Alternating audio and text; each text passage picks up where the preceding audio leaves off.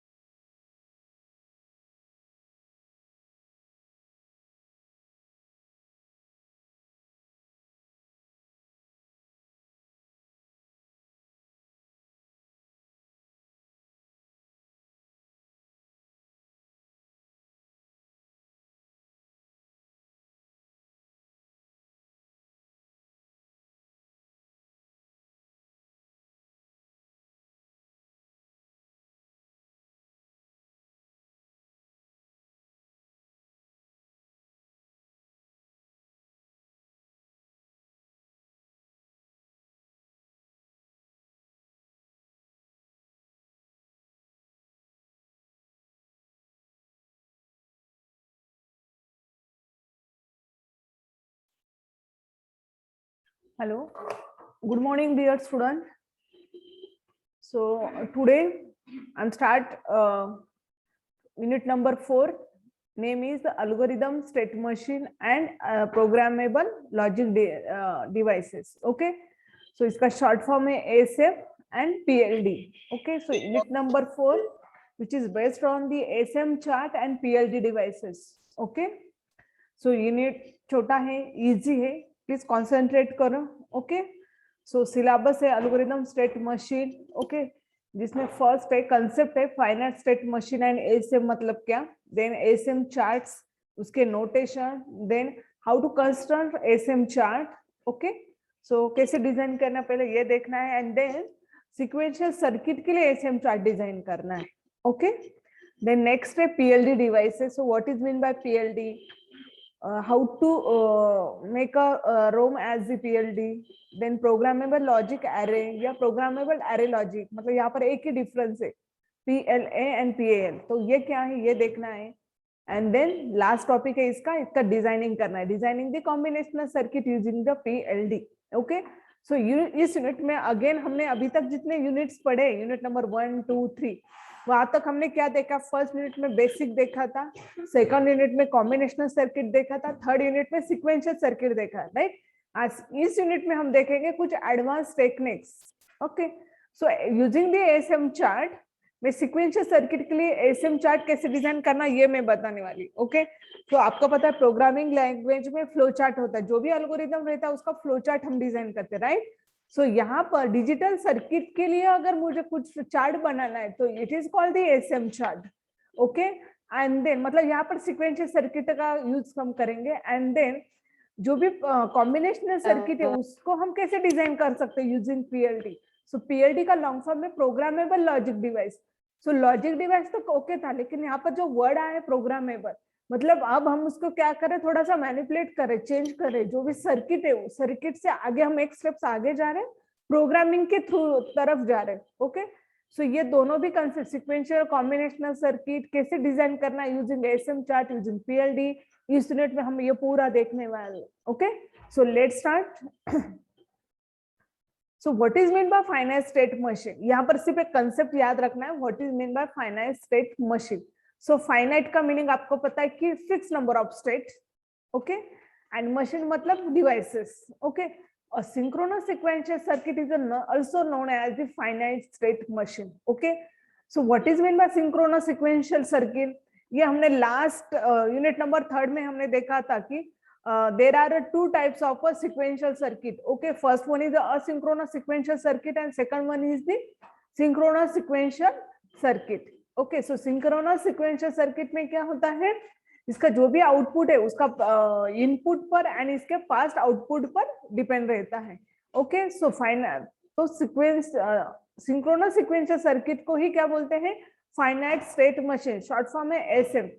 कब उसको बोलते हैं सिंक्रोनस सीक्वेंशियल सर्किट को फाइनाइट स्टेट मशीन, जब if it has the finite number of state, जब जो भी स्टेट, अभी यहाँ पर क्या है असिंक्रोनस सीक्वेंशियल सर्किट में नंबर ऑफ स्टेट्स अवेलेबल होती है, लेकिन जब वो स्टेट अगर फाइनाइट नंबर ऑफ स्टेट में अगर फिक्स स्टेट है, 10 है, 11 है, अगर ये है तो उसको बोलते हैं finite state machine. So finite state machine is an abstract mathematical model of a sequential logic function. So it is the abstract mathematical model of sequential logic functions. Okay, so it has a finite input, finite output and number of states. Okay, so मतलब जैसे कि यहाँ पर fix रहता है कि finite input, output and number of states. So there are the two types of a finite state machine, Mill state machine and Moore state machine. Okay, so यहाँ पर सिर्फ एक कंसेप्ट थी कि फाइनाइट स्टेट मशीन मतलब क्या. सो what is mean bye finite state machine? Finite state machine matlab it is also synchronous sequential circuit is also called as a finite state machine if it has the finite number of state. Okay, और अगर एक कुछ definition देखनी book की तो वहां पर ऐसा है कि abstract mathematical model of sequential logic functions. Okay, next है ASM chart. So what is mean by ASM chart? So long form है arithmetic state machine. इसका long form क्या है? Arithmetic state machine. Okay, then it is similar to conventional flow chart but interpreted in a different manner. So ये किसके जैसा है? ASM chart भी जैसा मैंने बताया प्रोग्रामिंग लैंग्वेज में अल्गोरिदम जब प्रिपेयर होता है तो हम उसका फ्लो चार्ट डिजाइन करते हैं. फ्लो चार्ट मतलब क्या? Graphical representation. ओके, जो भी अल्गोरिदम इसका हम ग्राफिकली रिप्रेजेंटेशन करते हैं. तो इसका पर्पस क्या है? जब भी हम उसका प्रोग्राम डिजाइन करेंगे तो वो इंटरप्रेट करना इजी जाता है. So same thing in ASM chart, it is similar to conventional flow chart but interpreted in a different manner. So flow chart के जैसे ये लेकिन थोड़े से इसके symbols वगैरह क्या है अलग है. Okay, so ASM is a graphical view. ASM chart is a basically flow chart for a hardware algorithm. Okay, so we can say that the flow chart is the used for the programming language and ASM chart is basically used for the hardware algorithm. Okay, so it consider the timing relationship. So ASM chart में timing relationship का भी mention करते हैं. Okay, so it is useful to design the hardware of sequential circuit as per the specification. So ASM chart का use क्या है? It is useful to design the hardware of sequential circuit. Okay, आज sequential circuit का hardware design करने के लिए किसका use होता है? ASM chart का. Okay, it is suitable for describing the sequential circuit. Okay, again इसका यूज क्या है कि जो सीक्वेंस रहता है सीक्वेंशियल सर्किट में वो भी डिस्क्राइब करने के लिए क्या है? ये इजी रहता है ASM chart. Okay, so this is the diagram. First diagram is the flow chart. So flow chart में ये हर टाइम ये स्टार्ट का सिंबल रहता है तो फ्लो चार्ट स्टार्ट. देन ये क्या है? लुक फॉर लॉस्ट आइटम, मतलब कुछ अगर इंस्ट्रक्शन दें तो हम यहाँ पर लिखते हैं. ये कंडीशनल बॉक्स रहता है. ये किसका है? फर्स्ट है फ्लो चार्ट के नोटेशन से. ओके, देन यहाँ पर क्या है? Stop looking. यहाँ पर अगेन कुछ स्टेट देनी है तो वो है. Okay, then do you need it, मतलब again it's a condition. Okay, एक मिनट. ओके, और यहाँ पर है ASM चार्ट की डिजाइन है M0 X M1 X. तो ये किसकी डायग्राम है? ASM चार्ट की. तो जिसमें ये क्या है? स्टेट आती है. यहाँ पर अगेन कंडीशन यूज होती है. ये भी क्या है? स्टेट है, कंडीशन है. ओके, और यहाँ पर फ्लो है. अगर 1 इनपुट है तो कहा जाएगा, X 0 इनपुट है तो कहा जाएगा. ये सब क्या है? यहाँ पर एक्सप्लेनेशन आता है. Okay, then next one is the अब क्या क्या नोटेशन है ASM चार्ट के. ओके, सो फर्स्ट है state box, decision box and third one is the conditional box. So these are the three notation which are used in the ASM chart. So first one is the state box. The state box is used for indicating the state of controller in the control sequence. So अभी आपको states पता है, हमने sequential circuit में state देखी है. जब हम उसको using variable भी notate करते हैं and using the binary number से भी हम उसको रिप्रेजेंट करते हैं. ओके, जो भी स्टेट है उसको रिप्रेजेंट करने के लिए यहाँ पर यूज होता है state box. Okay, then shape of a state box is a rectangular. Okay, inside the box we write the information such as the register, operation और output value for a given state. Okay, so inside the box we write the information such as a register. तो उस box के अंदर हम क्या क्या information लिखते हैं कि उस रजिस्टर के ऑपरेशन. ओके, और अगर यहाँ पर रजिस्टर नहीं तो हम क्या बोल सकते हैं? हम output value for given state. उस आउटपुट की वैल्यू क्या रहेगी वो भी हम लिख सकते हैं. Okay, for each state there are one entry and one exist point. Okay, हर स्टेट के लिए क्या होता है, एक one entry point and one exist point. So this is the symbol for the state. So ये एंट्री पॉइंट, ये exist point है. ओके, यहाँ पर आउटपुट लिखना है, हमें क्या लिखना है यहाँ पर, आउटपुट. एंड देन यहाँ पर क्या आएगा, स्टेट नेम एंड यहाँ पर बाइनरी कोड. सपोज Q0 ये अगर स्टेट नेम है तो यहाँ पर बाइनरी कोड आएगा इसका 00. On the right side of box binary code of the state is written. Okay, अगर उस स्टेट के लिए अगर वो 2 बिट है तो यहाँ पर 00 रहेगा, अगर वो 3 बिट है 000, ऐसे इस वे से यहाँ पर रिप्रेजेंट होता है. ओके, और यहाँ पर उस स्टेट का आउटपुट क्या आएगा, ये यहाँ पर रिप्रेजेंट होता है. Then so this is the example of state box. So ये प्लेन रेक्टेंगुलर बॉक्स है, एंट्री एग्जिस्ट. तो Q1 का बाइनरी कोड, यहाँ पर बाइनरी को ये वर्ड नहीं लिखा तो भी चलेगा, सिर्फ 00 ऐसे लिखना है. ओके, सो Q1 अगर 00 है तो देन उसका आउटपुट है Z इज इक्वल टू 1. ये इसका रिप्रेजेंटेशन है. देन नेक्स्ट वन है the decision box. Okay, so decision box is the diamond shape box. Okay, it has a 2 or more exits path. A decision box may be condition on signal or test of some kind. अगर कुछ condition को test करना है तो उस case में decision box का use होता है. सो this is the symbol for decision box. So condition, यहाँ पर कंडीशन या जो भी एक्सप्रेशन है वो यहाँ पर लिखना है. देन उसकी कंडीशन. ओके, 0 अगर है तो we set the false condition, 1 है तो we set the true condition. Okay, और इसके बाद इसके 0 के बाद कहाँ पर जाना है, क्या अप्लाई करना है, ये यहाँ पर आएगा. ओके, सो डिसीजन बॉक्स में जो भी एंड आते हैं यहाँ पर लिखते हैं हम conditional box. Okay, so difference क्या रहेगा दोनों में, conditional box and decision box में. डिसीजन बॉक्स मतलब जिसमें डिसीजन की जिसमें कंडीशन रहेगी, और यहाँ पर हम 2 स्टेट आती है, एक तो 0 या 1, यस और नो, ये दोनों भी आएगा. ओके, और उसके बाद ये जो भी एरो दिखाई दे रहा है आपको, ये एरो में जो आएगा वो बॉक्स, इसको बोलते हैं डिसीजन बॉक्स. 2 यहाँ पर थोड़ा से कंफ्यूजन बॉक्स है, decision box and conditional box. So मैं फिर से रिपीट करती हूँ, डिसीजन बॉक्स मतलब यहाँ पर जो कंडीशन हम एक्सप्रेस करेंगे इसको बोलते हैं डिसीजन बॉक्स. इसके बाद ये जो भी एरो दिखाई दे रहा है, 0 फॉल्स होने के बाद क्या होगा, ये हम किस में लिखेंगे, कंडीशनल बॉक्स में. सो ये आप देख सकते. ओके, सो वो ओवल शेप का रहता है. यहाँ पर आउटपुट सिग्नल आता है. This output depend not only the state but also the input to the FSM. So therefore the conditional output signal are sometimes known as the Mealy output. So condition output must be follow the decision box. So this is the conditional output or it follow the decision box. Okay, so यहाँ पर जो आएगा वो Oval shape का box आएगा, उसको बोलते हैं conditional box. Okay, so this is the example of ASM chart. So this is the entry point or we can set the start. Then Q1 00 अगर है, ये स्टेट होने के बाद अगर यहाँ पर कंडीशन है, सो डी अगर 0 है तो वो आप कहाँ पर जाएगा, Q3 स्टेट एग्जीक्यूट होगी. डी अगर 1 है देन Q2 स्टेट क्या होगी, एग्जीक्यूट होगी. एंड देन इसके बाद Q2 के बाद जो भी उसका नेक्स्ट जो भी सीक्वेंस है वो क्या होगा, एग्जीक्यूट होगा. So this is the example of SM chart. Okay, जो अभी मैंने नोटेशंस पढ़ा है वो अगेन एक शॉर्ट में यहाँ पर क्या किया है, सॉरी, हाँ यहाँ पर क्या किया है, एक्सप्लेन किया. देन अब स्टार्ट करते हैं example. Draw an SM chart for a 2-bit binary counter having enable E such that E is equal to 1, counting enable E is 0, then hold the present state. पहले तो question को समझ लो, हमें इसके लिए फ्लो चार्ट ड्रॉ करना है. Before starting the flow chart first understand what is the question. So ये पहले ये छोड़ दो, एसएम चार्ट अभी नहीं पता, ऐसे कंसिडर करो.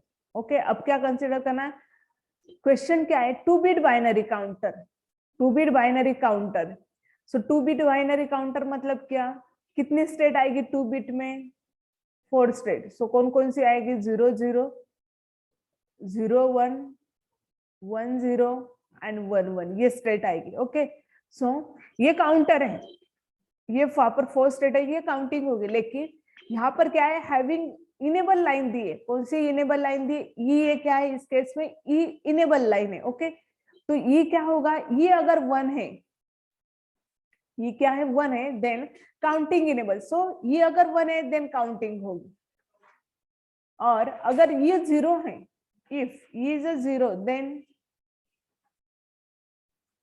क्या होगा इस केस में, ये अगर 0 then hold present state. So ये जब भी 0 आएगा तो ये hold the present state. Suppose we set the present state 0 0, तो ये क्या होगा, ये होल्ड करेगा ये प्रेजेंट स्टेट। Okay, understood. पहले तो क्वेश्चन को समझ लो एंड देन हम क्या करेंगे, ये ड्रॉ करेंगे एसएम चार्ट। सो सबसे पहले हमें क्या करना है, एक डायग्राम ड्रॉ करनी, कौन सी, स्टेट डायग्राम ड्रॉ करनी। क्वेश्चन समझ में आए, 2 बिट बाइनरी काउंटर है जिसमें लिखा है कि ये क्या है, ये अगर 1 है तो देन इनेबल रहेगा, ये 0 है तो होल्ड रहेगा। ओके,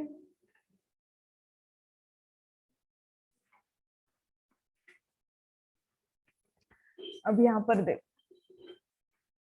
0 0 0 1 0, मतलब ये क्या है, ये कंटिन्यू, ये कब होगा, ये अगर 1 है तो ये क्या होगा, क्या लिखा, वही लिखा था ना, ये अगर क्या है 1 है देन इनेबल होगा, मतलब काउंटिंग होगी। ओके, और ये अगर 0 है देन क्या होगा, स्टॉप होगा। सो हमने इस हिसाब से क्या की, ये स्टेट डायग्राम ड्रॉ की है। ओके, देन एक मिनट,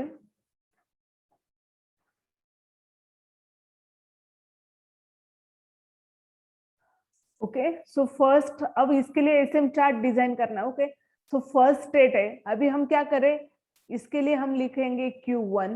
आप ए बी सी डी ऐसे भी नंबर लिख सकते हैं, पी क्यू आर ऐसे भी नंबर स्टेट को दे सकते हैं, आपको जो नंबर चाहिए वो दे सकते हैं। ओके, अभी यहाँ पर जो डायग्राम ड्रॉ करें उसके बारे में बोल रही है, Q1, देन इस स्टेट का नाम है Q2, इस स्टेट का नाम है Q3 एंड इस स्टेट का नाम है Q4।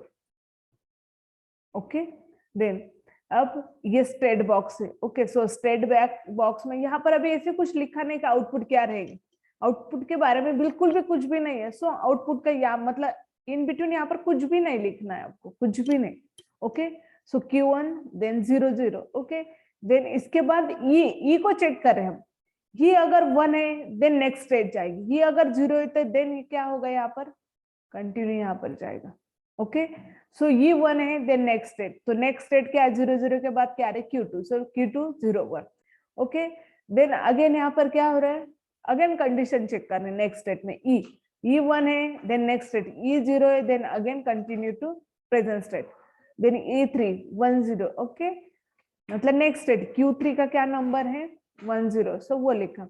देन ई को चेक करना है, ये अगर 0 है देन अगेन कंटिन्यू, ये अगर 1 है then Q4। Okay, so next state होगी Q4 में क्या लिखा है, यहाँ पर 1 1 लिखा है एंड देन अगर ये होता है, ये होने के बाद अगेन क्या होगा, again it start from the 0। Okay, so this is the SM chart. और यहाँ पर अगेन ये भी एक फ्लो था और ये भी एक फ्लो है। ओके, आप यहाँ पर ये फ्लो देख सकते हैं, 0 0 है तो ये अगर 1 है तो नेक्स्ट स्टेट जाएगी, ये अगर 0 तो अगेन प्रेजेंट स्टेट पर जाएगी 0 1।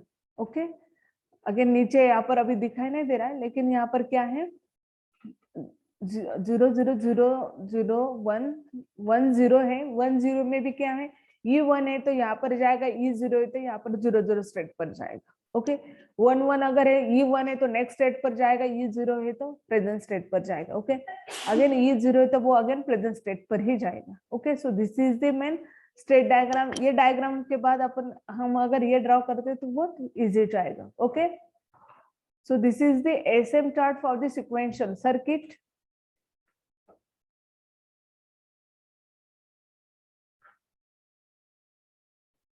नेक्स्ट है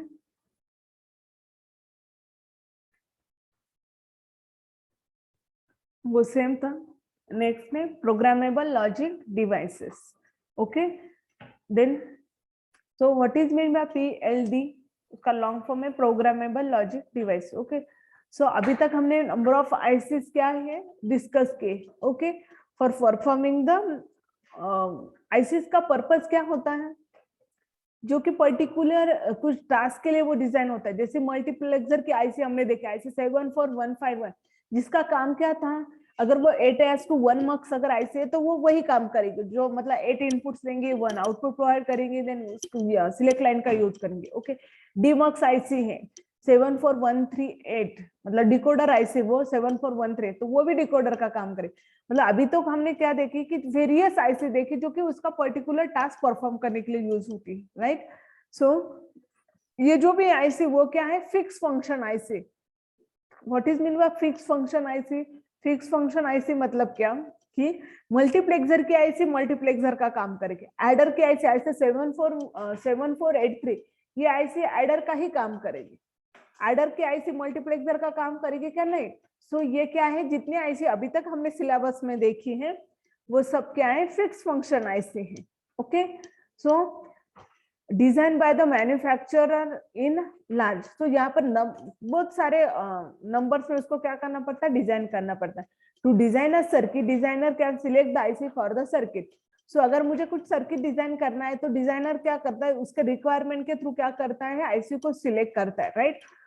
तो जैसे बीसीडी एडर हमने सर्किट डिजाइन किया था, राइट। सो उसके लिए हमने आईसी ली थी, 2 आईसी 7483 ली थी, देन एनगेट यूज किया था और गेट को भी यूज किया था, राइट। सो ये पर्टिकुलर यूज होता है फिक्स फंक्शन आईसी का। देन नेक्स्ट है इसका एडवांटेज क्या, फिक्स फंक्शन आईसी का, लो डेवलपमेंट कॉस्ट लगती है जब भी हम कुछ सर्किट डिजाइन करते हैं, फास्ट डिजाइन भी होती है और इजी टू टेस्ट भी रहता है। लेकिन इसका डिसएडवांटेज क्या है, इसको डिजाइन करने के लिए लार्ज बोर्ड स्पेस लगता है, देन लार्ज पावर रिक्वायरमेंट लगती है, देन उसमें लैक ऑफ सिक्योरिटी है, then additional cost space power requirement to modify the circuit. अगर कुछ मॉडिफाई भी करना है तो देन अगेन पावर की रिक्वायरमेंट वगैरह वो सब में प्रॉब्लम होता है। देन नेक्स्ट वन है the so overcome this fixed function IC's problem. We see the next topic, application specific integrated circuit. Okay, so application specific integrated circuit मतलब क्या, कुछ application specific IC डिजाइन करना है। जैसे BCD adder, BCD adder की पूरी एक IC बनाएगी जिसका नाम रहेगा बीसीडी एडर, लेकिन वो कितनी बिट की थी, 4 बिट। सो 4 bit BCD adder circuit.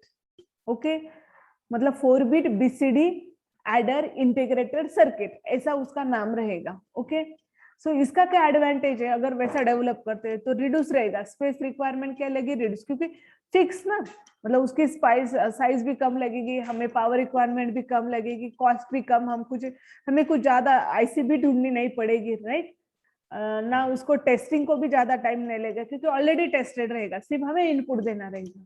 Okay, then लेकिन इसके डिसएडवांटेज, टेस्टिंग मेथड में हैव टू डेवलप विच में increase the cost and effort.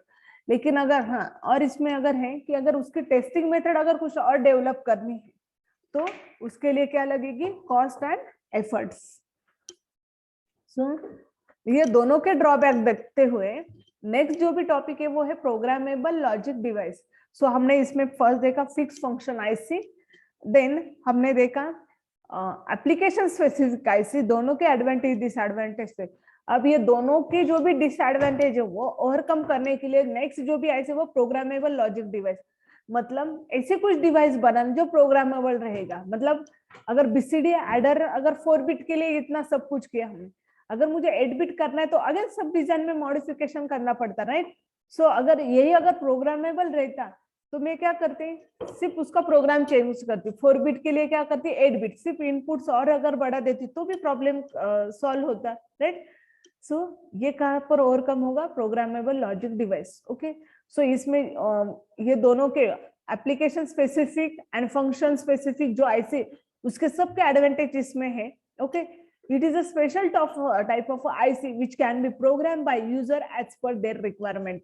Okay, so PLD का जो यूज है वो क्या है कि यूजर उसके रिक्वायरमेंट के थ्रू क्या कर सकता है, प्रोग्राम कर सकता है। सो ये स्पेशल टाइप ऑफ आईसी है, प्रोग्रामेबल आईसी हम उसको बोलते हैं, राइट।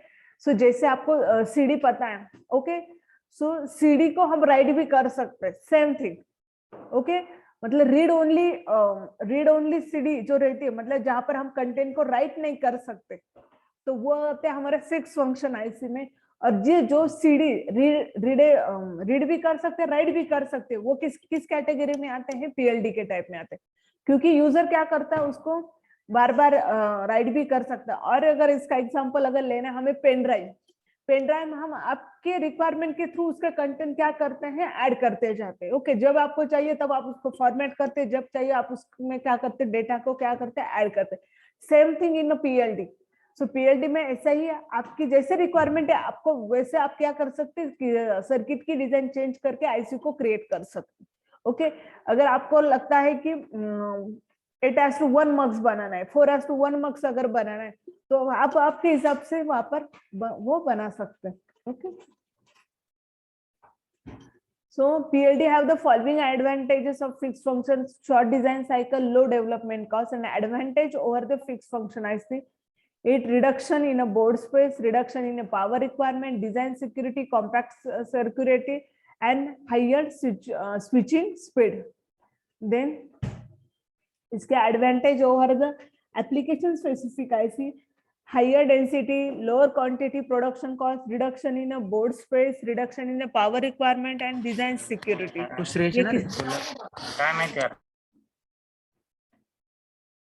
Okay, then next में अब क्यों पीएलडी, जैसे अभी मैंने फर्स्ट स्लाइड में भी बताया कि क्यों पीएलडी को यूज करना है। Designer are having more flexibility to experiment with the design. So designer को मोर फ्लेक्सिबिलिटी रहती है एक्सपेरिमेंट करने के लिए। जैसे मैंने फिक्स फंक्शन आईसी में बताया, अगर आपको 4:1 मक्स है, ओके, अगर मैं एप्लीकेशन स्पेसिफिक भी वो अगर बनाती हूँ 8:1 मक्स, फिर भी क्या वहां पर फिक्स है ना, वो आईसी छोड़ के अगर मुझे कुछ और डिजाइन में अगर चेंज करना है तो वो नहीं पॉसिबल, मुझे दूसरी आईसी परचेस करनी पड़ेगी। तो यहाँ पर वैसे नहीं, आप अगर आपको डिजाइन चेंज करनी है, अगर आपको अगर उसमें इनपुट्स अगर ऐड करना है, तो यहाँ पर क्या है, हमें सिर्फ क्या करना पड़ेगा, प्रोग्राम में चेंज करना पड़ेगा। Okay, can be reprogram in a second, हम रीप्रोग्राम कर सकते, एक सेकंड के अंदर भी हम क्या कर सकते, रीप्रोग्राम कर सकते।